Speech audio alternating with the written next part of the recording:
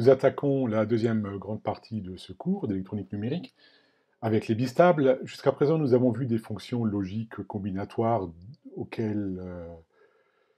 dans lesquelles figure l'additionneur, qui est donc à la base de tout ce qui est traitement calculatoire, mais il n'y a pas de traitement de l'information possible sans mémoire, c'est-à-dire c'est le principe de la logique dite séquentielle, c'est-à-dire que les circuits fonctionnent aussi en fonction de la séquence temporelle dans laquelle vous appliquez les entrées sur les circuits. Et à la base de cette logique séquentielle, il y a le bistable qui a été inventé en 1918 par Eccles et Jordan, et c'est probablement une invention majeure du XXe siècle qui a lancé l'ère du traitement de l'information. Alors évidemment, à l'époque, en 1918, le bistable n'est pas réalisé avec des transistors puisqu'il n'existait pas, mais avec des tubes électroniques. Et rapidement, ensuite, à partir des années 40, 50, les bistables seront réalisés à base de transistors et donc de semi-conducteurs. Alors le principe de base, c'est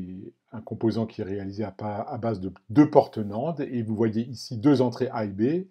Et puis surtout l'originalité qui est inédite jusqu'ici dans ce cours, c'est que les sorties Q et Q' de chacune des deux portes NAND, les sorties sont rétro-appliquées aux entrées. Et là, évidemment, ça interroge parce que c'est l'idée selon laquelle, quand vous appliquez des entrées nouvelles sur une structure électrique, les sorties sont établies, mais au bout d'un certain temps. On va dire typiquement, 5 nanosecondes pour fixer les idées. Et dorénavant, quand nous dirons 5 nanosecondes, en fait, nous désignerons le temps qu'il faut pour que les sorties s'établissent à partir du moment où les entrées ont été appliquées. Mais dès lors que les sorties sont en permanence câblées sur les entrées, ça veut dire qu'elles sont susceptibles en fait, de générer des séquences de sorties toujours nouvelles.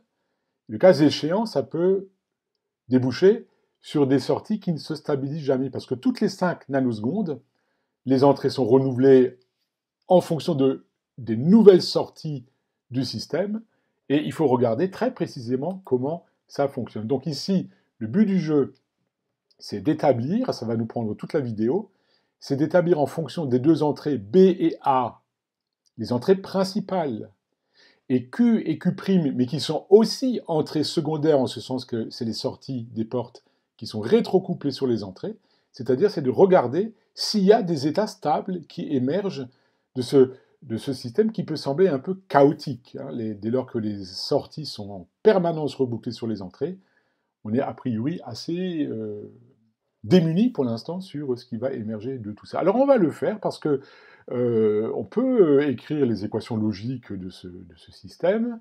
Il faut tenir compte du fait que les sorties ne sont établies que environ, typiquement, encore une fois, 5 nanosecondes après que les entrées aient été appliquées.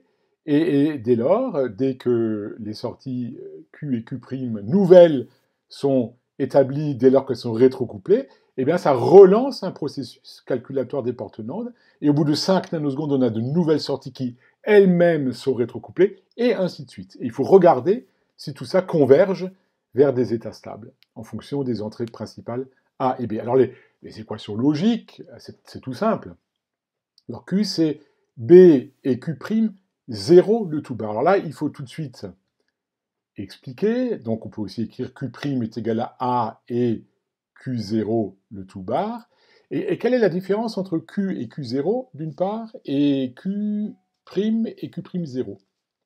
Eh bien la différence c'est 5 nanosecondes les séparent. C'est-à-dire que quand à un instant donné vous avez les sorties qui valent Q0 et Q'0, donc qui sont les entrées secondaires des bascules, on peut s'attendre à ce que des portes NAND, on peut s'attendre à ce que de nouvelles sorties Q et Q' émergent. Mais il faut 5 nanosecondes. Donc Q et Q', c'est les états, on peut dire,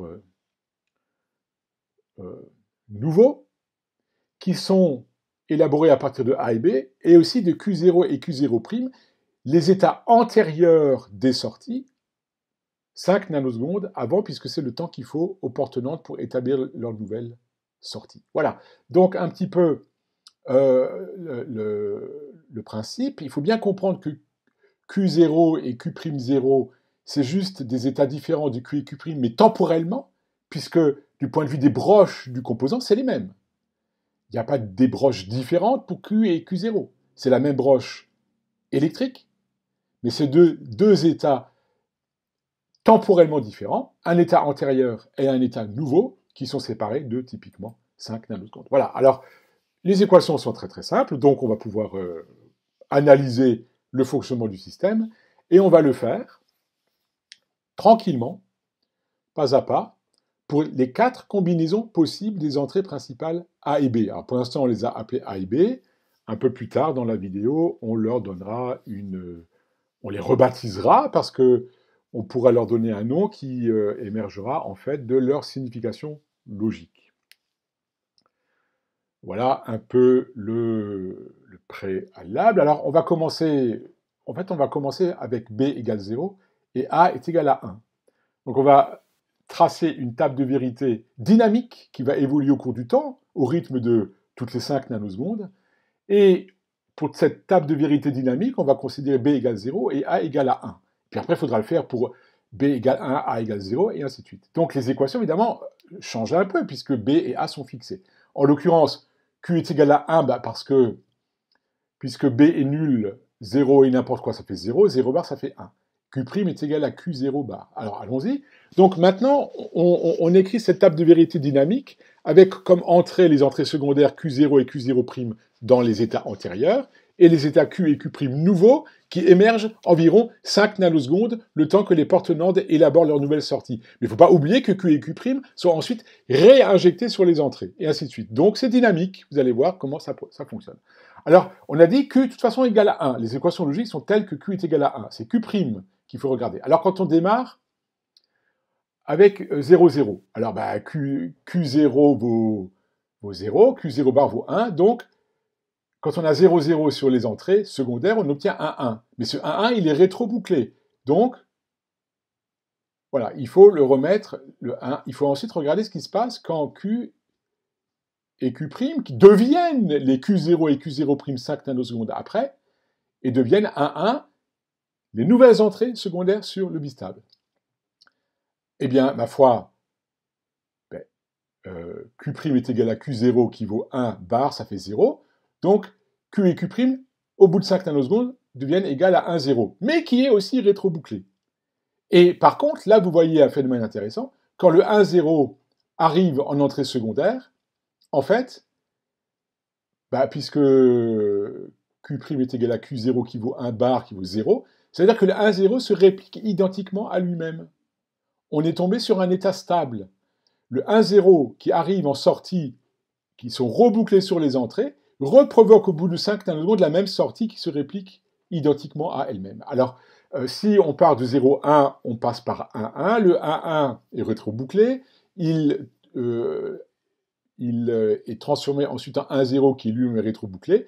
Et on tombe de nouveau sur cette combinaison qui est entourée en rouge ici, qui est l'état stable. C'est l'état qui se reproduit identiquement à lui-même, puisque les sorties nouvelles rétro-bouclées sur les entrées reprovoquent les mêmes sorties ad vitam aeternam. Donc c'est une forme de stabilité dynamique, puisque ça, il faut bien comprendre, c'est une stabilité dynamique. Voilà, donc on a donc pour l'instant la table de vérité finale du composant. On a juste déterminé une ligne pour B égale 0 et A égale à 1. On converge assez rapidement, au bout de 2 ou 3 fois 5 nanosecondes, on converge sur l'état stable 1 pour Q et 0 pour Q'. Voilà, alors maintenant, on refait le même job pour une deuxième situation. Les équations initiales, les équations génériques sont les mêmes, mais maintenant, c'est pour ça que je me suis juste permis d'effacer en partie l'écran, je garde les équations initiales, et maintenant on regarde un deuxième cas de figure qui correspond à B égale 1, et cette fois-ci A égale 0. Les équations deviennent, puisque maintenant on a des valeurs numériques pour B et A, les équations deviennent Q est égal à Q0' bar et Q' égale à 1, comme tout à l'heure, parce que 0 et n'importe quoi, ça fait 0, et 0 bar, ça fait 1.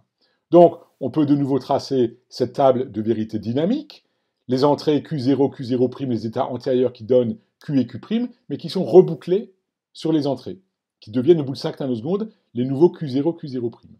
Alors on y va, on regarde les 4 combinaisons, 0, 0, 0, 1, 1, 0, 1, 1, et puis on démarre, on sait que Q' vaut 1, par les équations, de toute façon Q' vaut 1 dans tous les cas de figure, c'est Q qui va varier dynamiquement, par Q égale Q0', le tout bar.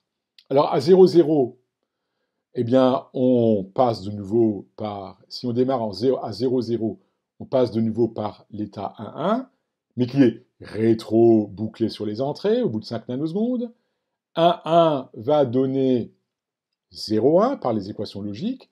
Ce 0, 1 est rétro-bouclé, et ce 0, 1, quand on l'applique, puisque Q est égal à Q0' de tout bar, le 0, 1 redonne au bout de 5 nanosecondes 0, 1 qui, a priori, semble-t-il, est l'état stable que nous cherchons. 0, 1 se rafraîchit dynamiquement au rythme de toutes les 5 nanosecondes, mais se réplique identiquement à lui-même.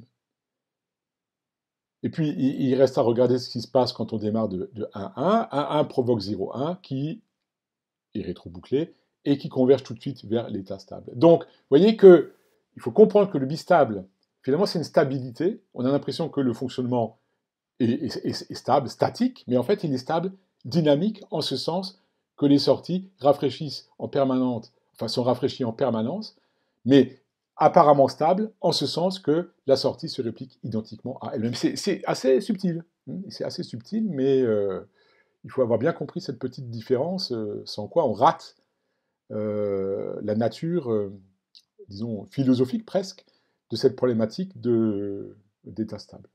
Donc on a pour l'instant deux combinaisons des entrées B et A qu'on a déjà résolues. 0, 1 donne 1, 0 pour Q et Q', et 1, 0 donne 0, 1 pour Q et Q'. Voilà. Alors maintenant, on va regarder une troisième combinaison des entrées A et B. C'est en fait B égale 1 et A égale 1. Alors si B égale 1 et A égale à 1, les équations génériques, dans lesquelles il y a A et B littéral, les équations deviennent Q égale Q0' bar et Q' égale Q0 bar. Alors allons-y, on trace la table de vérité dynamique. Q0, Q0' qui donne QQ' au bout de 5 nanosecondes, mais qui sont rétro-bouclés sur les entrées. Et donc le même principe de rafraîchissement dynamique permanent. Alors on va regarder pour les 4 combinaisons des entrées antérieures, Q0, Q0', 0, 0, 0, 1, 1, 0, 1, 1. Alors le 0, 0 donne 1, 1. Voilà. Ce 1, 1, il est rétro-bouclé. 1, 1 donne 0, 0, rétro-bouclé. Et là, vous voyez que 0, 0 redonne 1, 1, qui rétro-bouclé redonne 0, 0. Là, apparemment, on est rentré sur ce qu'on appelle un état astable. En fait, ici, là, on a créé un oscillateur astable. Maintenant, si on part de 0, 1, alors vous constatez que 0, 1 donne directement par les équations 0, 1. Le 0, 1 se réplique identiquement à lui-même. Tandis que 1, 0, le 1, 0 aussi. Le 1, 0 se réplique aussi identiquement à lui-même. Alors, on va simplement interpréter ce cas de figure de la façon suivante. L'idée, c'est que le composant va toujours être utilisé, si vous voulez, légalement, en ce sens que on va se débrouiller pour que Q et Q' soient toujours complémentaires l'un de l'autre.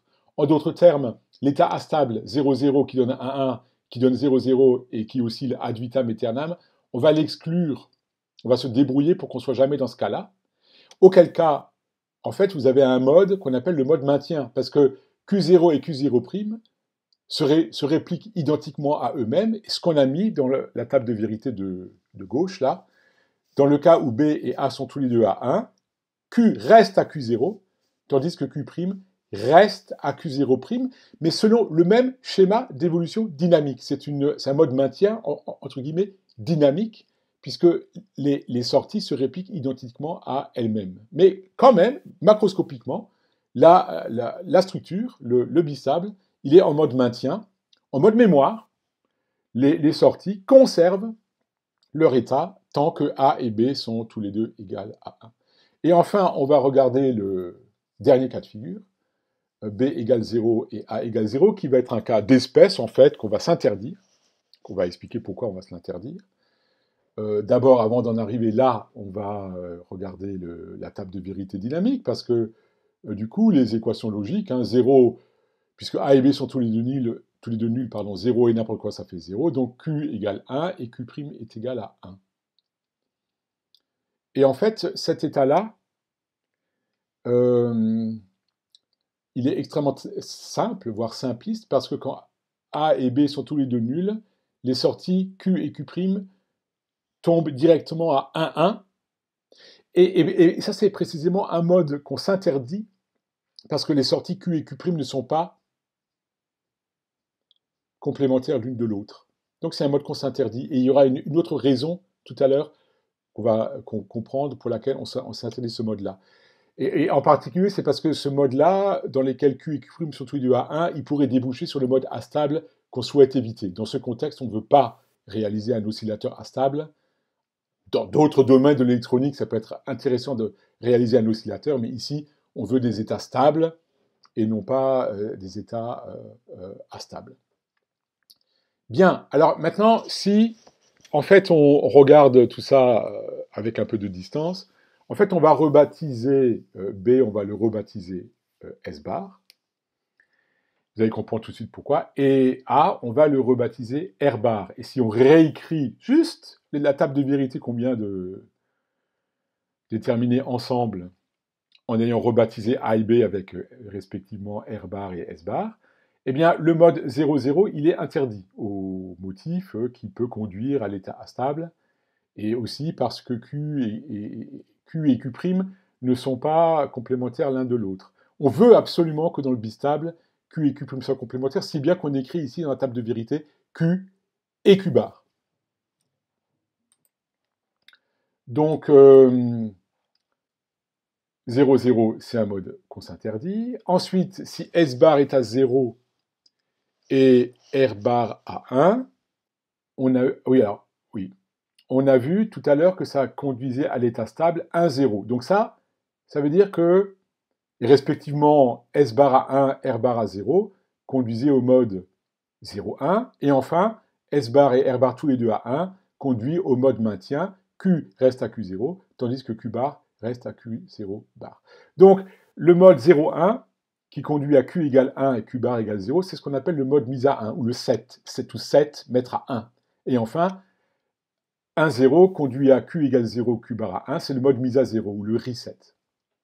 Et là, du coup, vous comprenez pourquoi les noms S bar et R bar. Parce que quand vous voulez faire une mise à 1, vous devez mettre S bar à 0. S pour set, et le bar du S bar, pour dire que pour activer le signal set, il faut mettre un 0 et non pas à 1. C'est ce qu'on appelle l'activation en logique négative. C'est un signal qui est activé, mais lorsque il est mis à 0. Alors que si on avait noté simplement S, ça voudrait dire que le set a lieu quand on fait S égale 1. Ici, la mise à 1 a lieu quand on fait S bar égale 0. Le bar du S bar indique simplement que la fonction qui est désignée par l'étiquette du signal S, le set, est obtenue en logique négative, c'est-à-dire quand on met un 0 logique en entrée. Idem pour R bar. Le mode mise à 0, comme vous voyez, il est obtenu quand on fait R bar égale 0, donc c'est bien R bar. La fonction reset est obtenue en logique négative quand on met R bar à 0. 1, 1, c'est le mode maintien, vous ne faites ni un set ni un reset, puisque S bar est à 1 inactivé, R bar est à 1 inactivé. En revanche, S bar à 0 et R bar à 0 voudrait dire qu'on fait simultanément un set et un reset. Ça n'a pas de sens. C'est aussi pour ça qu'on s'interdit le mode 0,0, parce que fonctionnellement, ça voudrait dire qu'on met le bistable simultanément en mode set et en mode reset, et alors qu'est-ce qu'on pourrait obtenir en sortie? C'est pas clair. Donc autant s'interdire ce mode-là, qui n'a pas de signification fonctionnelle dans la dénomination des entrées S bar et R bar. Alors c'est important, ça c'est vraiment voyez, c'est une vidéo qui nous a pris quelques 20 minutes, un peu moins. Revisionner cette vidéo-là, c'est vraiment c'est une invention géniale, hein, elle est mal connue, le bistable, mal connu, mais elle ouvre la porte au traitement numérique de l'information par la logique séquentielle. Sans bistable, pas de microprocesseur, pas de smartphone, pas d'ordinateur, rien de tout ça. Donc il faut vraiment comprendre, bien sûr, un peu philosophiquement, on ne va rien faire opérationnellement de cette connaissance-là. Mais sur un plan épistémologique, c'est important de comprendre que c'est vraiment la clé de voûte du monde moderne, ce composant-là, qui est aussi simple que deux portes NAND, mais dont la complexité réside dans l'idée géniale d'avoir rebouclé les sorties sur les entrées. Je vous propose comme exercice de faire le bistable, de refaire tous ces calculs, mais avec un bistable qui est construit à partir de portes NOR. Vous allez voir qu'on peut obtenir une variante de bistable avec fonctionnellement plus ou moins la même table de vérité, mais à base de portes NOR.